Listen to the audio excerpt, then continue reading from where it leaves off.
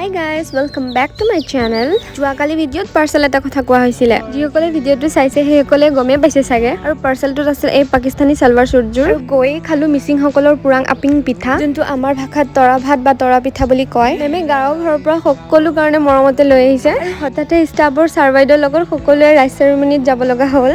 আৰু মোৰ লগত আছে জুলি মেম, বনিতা মেম আৰু উপাসনা। আৰু ভবাই নাছিলো জানেনে ডিউটিতে এফ্ৰনযোৰ খুলি আহিব লগা হ'ব বুলি।